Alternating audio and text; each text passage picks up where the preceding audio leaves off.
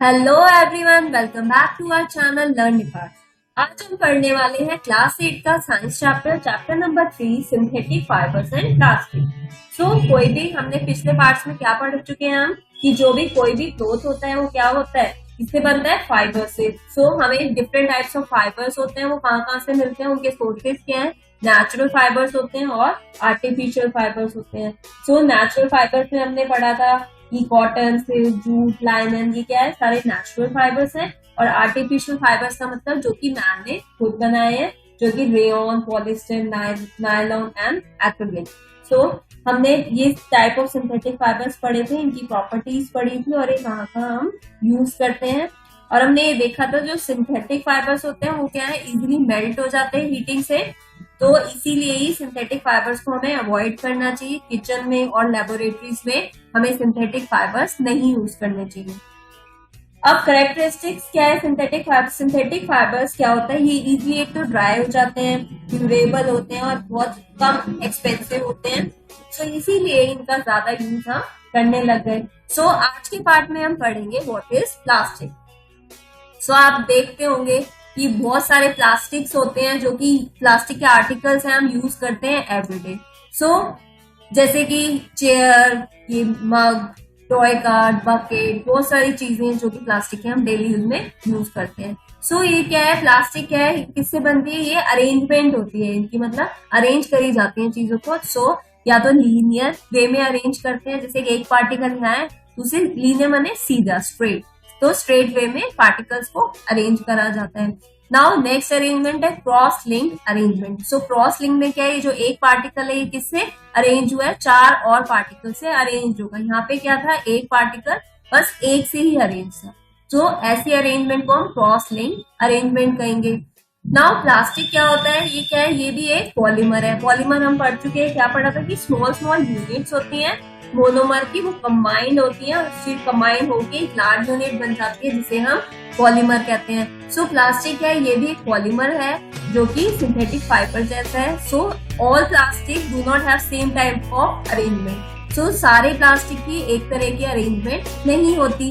कुछ की linear arrangement होती है, कुछ की क्रॉस लिंक होती है, जो हमने यहाँ पे देखा था। ये क्रॉस लिंक है और ये लीनियर है।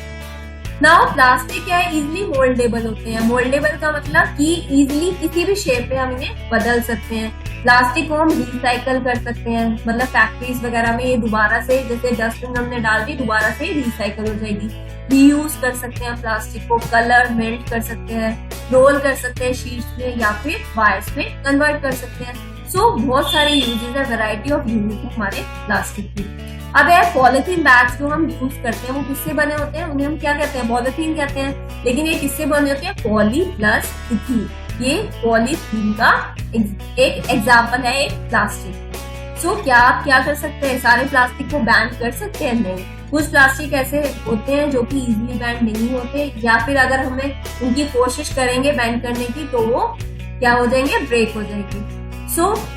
कुछ प्लास्टिक ऐसे होते हैं जिनका क्या होता है कि कोई फर्क नहीं पड़ता, उनकी शेप क्या है बिल्कुल चेंज नहीं होती अगर वो हीट के पास ले जाए।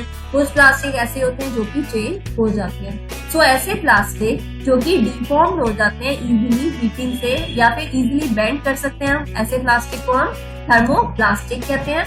इसके थर्मोप्लास्टिक के 2 एग्जाम्पल्स हैं, पॉलिथीन एंड पीवीसी। ये एग्जाम्पल है थर्मोप्लास्टिक में। थर्मोप्लास्टिक यूज होते हैं फॉर मैन्युफैक्चरिंग टॉयज, फॉर्म्स और बहुत सारे कंटेनर्स बनाने में। कुछ ऐसे प्लास्टिक होते हैं जो कि मोल्ड इजीली नहीं करे जा सकते, ये हीट से भी सॉफ्ट नहीं होते। ऐसे प्लास्टिक को हम थर्मोसेटिंग प्लास्टिक कहते हैं। ये 2 एग्जाम्पल क्या है, बैकलाइट एंड मेलामिन। ये एग्जाम्पल है थर्मोसेटिंग प्लास्टिक का। बैकलाइट क्या है, ये पुअर कंडक्टर है हीट और इलेक्ट्रिसिटी का। मतलब अगर हम इसे हीट करेंगे तो इजीली हीट नहीं होगा, मेल्ट नहीं होगा। और अगर इलेक्ट्रिसिटी इसके थ्रू पास करने की हम कोशिश करेंगे तो इलेक्ट्रिसिटी भी पास नहीं होगी, करंट फ्लो इसमें नहीं होगा बैकलाइट में। इसीलिए बैकलाइट को हम यूज करते हैं इलेक्ट्रिकल स्विचेस में और हैंडल्स ऑफ वेरियस यूटेंसिल्स बनाने में, क्योंकि ये पुअर कंडक्टर है हीट का और इलेक्ट्रिसिटी का। और मेलामाइन क्या है, ये भी एक मटेरियल है जो कि क्या करता है, फायर से बचाता है और इट कैन टॉलरेट हीट। और ये हीट को भी टॉलरेट कर सकता है और प्लास्टिक के कंपैरेटिव। सो इसीलिए मेलामाइन को हम फ्लोर टाइल्स में, किचन वेयर में, फैब्रिक विच रेजिस्ट फायर तो उसमें यूज करते हैं। सो अब हमने देखा वेरियस यूजेस क्या थे थर्मोप्लास्टिक के और थर्मोसेटिंग प्लास्टिक्स। सो प्लास्टिक क्या है as a material of choice हमारे लिए क्यों हो गई।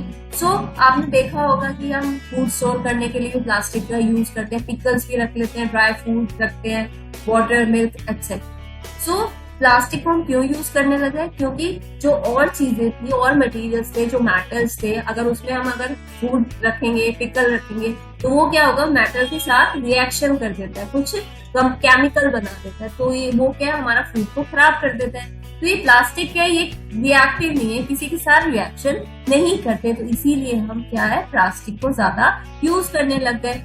सो करेक्टरिस्टिक्स देखेंगे। सो मैंने आपको बता दिया प्लास्टिक क्या होता है, नॉन रिएक्टिव होता है, जैसे कि आयरन होता है, आयरन की लोहा। सो जो आयरन होता है वो क्या करता है, अगर हम उसे एयर में बाहर रख देंगे किसी भी आयरन की चीज को, और अगर वो वाटर और एयर से कांटेक्ट में आ गया, उससे मिल गया, तो क्या होगा, एक केमिकल बन जाता है, कंपाउंड बन जाता है, जिसे हम रस्ट कहते हैं। ठीक है, रस्ट माने जंग लग जाता है, वो ब्राउन ब्राउन सी कोटिंग हो जाती है आयरन के ऊपर। सो जो प्लास्टिक होते हैं वो वाटर और एयर से रिएक्ट नहीं करते, तो इसीलिए क्या होता है, इन्हें ज्यादा यूज करते हैं हम। बहुत सारे मटेरियल्स को स्टोर करने में भी प्लास्टिक को यूज करते हैं। सो ये जो केमिकल्स वगैरह होते हैं ना, आपने एसिड्स वगैरह की बोतल देखी होंगी, वो भी क्या है प्लास्टिक कंटेनर में ही स्टोर्ड होते हैं। सो प्लास्टिक क्या है, लाइट होता है, स्ट्रॉन्ग होता है और ड्यूरेबल होता है। तो आपके अपने पेरेंट्स या ग्रैंड पेरेंट्स से पूछना कि कौन से टाइप की बकेट वो यूज करते थे उनके टाइम में। सो जो मटेरियल और बकेट वो यूज करते थे वो क्या होता था, मेटल्स की बनी होती थी, कॉपर की, आयरन की, तो वो क्या होता था, बहुत हैवी होती थी। ठीक है, एक तो उसमें आप अपना सब्सटेंस रखोगे, उसका वेट हो गया, फिर ऊपर से उस बकेट का वेट, तो क्या हुआ, इसी वजह से प्लास्टिक क्या है, बहुत ही लाइट है, स्ट्रॉन्ग है और ड्यूरेबल है, और ये मोल्ड कर सकते हैं हम डिफरेंट शेप्स में और साइज में। सो अब देखेंगे डिफरेंट पर्पसेस क्या है। प्लास्टिक क्या और चीपर भी है मेटल से, अब मेटल तो ज्यादा कॉस्टली होता है, and they are widely use, इसीलिए ये इंडस्ट्रीज में और हाउस होल्ड आर्टिकल्स बनाने में यूज होता है। नाउ प्लास्टिक क्या है, पुअर कंडक्टर है। किसका पुअर कंडक्टर है, plastics are poor conductor of heat and electricity, that is why electric wires बनाने में भी प्लास्टिक की कवरिंग होती है। आपने देखा होगा वायर वगैरह देखी हो तो उसमें प्लास्टिक की कवरिंग होती है। जो स्क्रू ड्राइवर होता है उसके जो हैंडल्स होते हैं वो भी प्लास्टिक से ही बने होते हैं। क्यों बने होते हैं, क्योंकि वो हीट को इजिली टॉलरेट कर सकते हैं, इलेक्ट्रिसिटी करंट उसमें फ्लो नहीं करता, करंट को वो क्या होता है, बैड कंडक्टर होती है। अब प्लास्टिक क्या है, कहाँ कौन सी इंडस्ट्री में ज्यादा यूज होते हैं, हेल्थ केयर इंडस्ट्री में प्लास्टिक का बहुत ज्यादा यूज होता है। जैसे कि आपने टैबलेट्स देखी होंगी, उसकी पैकेजिंग में प्लास्टिक यूज होते हैं। जो थ्रेड्स होते हैं, जैसे कोई भी हमारा क्या होता है, मसल्स की जो मांस है वो अगर अलग अलग हो जाता है तो क्या होता है, उनको क्या होता है, उसको सिलना पड़ता है, तो उसके सिलने के लिए वो थ्रेड यूज होते हैं, वो भी प्लास्टिक से ही बने होते हैं। सिरिंजेस, डॉक्टर के ग्लव्स और बहुत सारे मेडिकल इंस्ट्रूमेंट भी प्लास्टिक से बने होते हैं। सो जो प्लास्टिक कुकवेयर होता है वो यूज होते हैं माइक्रोवेव ओवन्स में for cooking food. So Teflon एक टाइप का स्पेशल प्लास्टिक है जो कि क्या होता है, जिसपे ऑयल और वाटर स्टिक नहीं करता, और ये non stick coating on cookware में यूज होता है टेफ्लॉन। ठीक है, अब हम देखेंगे प्लास्टिक का एनवायरमेंट के साथ क्या रिलेशन है। ये तो रह गया हमारा फायर थ्रू प्लास्टिक। सो ये जो फायरमैन वगैरह होते हैं, इनकी जो यूनिफॉर्म होती है वो मेलामाइन प्लास्टिक से बनी होती है, जो कि फ्लेम रेजिस्टेंट है, जो कि फायर को इजिली कैच नहीं करेगा, तो इसलिए वो जो फायरमैन होते हैं यूनिफॉर्म में मेलामाइन यूज होता है। सो प्लास्टिक और एनवायरमेंट का क्या रिलेशन है, तो जब आप मार्केट जाते हो तो क्या करते हैं हम, wrapped in, we usually get things wrapped in plastic और packed in polythene bags में ले जाते हैं हम। ठीक है, सो मटेरियल विच गेट्स, सो ऐसे मटेरियल अब बायोडिग्रेडेबल कैसे मटेरियल होते हैं, सो ऐसे मटेरियल जो कि डिकम्पोज हो जाते हैं, सड़ जाते हैं नेचुरल प्रोसेसेस से, जैसे कि बैक्टीरिया क्या करते हैं, उस पर अटैक करेगा और उसको, जैसे माइक्रो ऑर्गेनिज्म चैप्टर में हम पढ़ चुके हैं कि जो बैक्टीरिया होते हैं वो अटैक कर देते हैं और वो जो क्या होता है, जो मटेरियल होता है बिल्कुल सड़ जाता है, डिकम्पोज होता है। सो ऐसे मटेरियल को हम बायोडिग्रेडेबल मटेरियल्स कहते हैं। सो ऐसे मटेरियल जो कि इजीली सड़ते नहीं है नेचुरल प्रोसेस पे, तो ऐसे मटेरियल को कहते हैं non biodegradable materials. Now since plastic takes several years to decompose, so plastic क्या होता है, बहुत साल लगते हैं डिकम्पोज होने में, सड़ने में। सो ये जो प्लास्टिक है एनवायरमेंट फ्रेंडली नहीं है। सो इससे क्या होता है, एनवायरमेंट पोल्यूशन भी फैलता है। जैसे कि आप सिंथेटिक मटेरियल हो गया कोई, उसे बर्न करोगे ना तो ये प्रोसेस बहुत स्लो होता है, इजिली बर्न नहीं होता है एक तो सिंथेटिक मटेरियल ये जो है, and it does not get completely burn easily. So ये जो प्लास्टिक है इजिली बर्न भी नहीं होता, तो इस प्रोसेस में जब इजिली बर्न नहीं होता, धीरे धीरे बर्न होता है, तो ये क्या करता है, lots of poisonous fumes release करता है।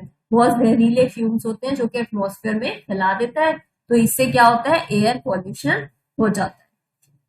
ना अब हम देखेंगे कि जो प्लास्टिक का यूज है वो हमें अवॉइड कर देना चाहिए। बायोडिग्रेडेबल नॉन बायोडिग्रेडेबल जो वेस्ट हैं उनको कलेक्ट करना चाहिए सेपरेटली और उन्हें डिस्पोज करना चाहिए सेपरेटली। सो जो थर्मोप्लास्टिक होते हैं वो क्या है, इजीली रिसाइकल हो जाते हैं, तो ऐसे प्लास्टिक यूज करने चाहिए जो कि इको फ्रेंडली हो, जो कि एनवायरमेंट फ्रेंडली हो।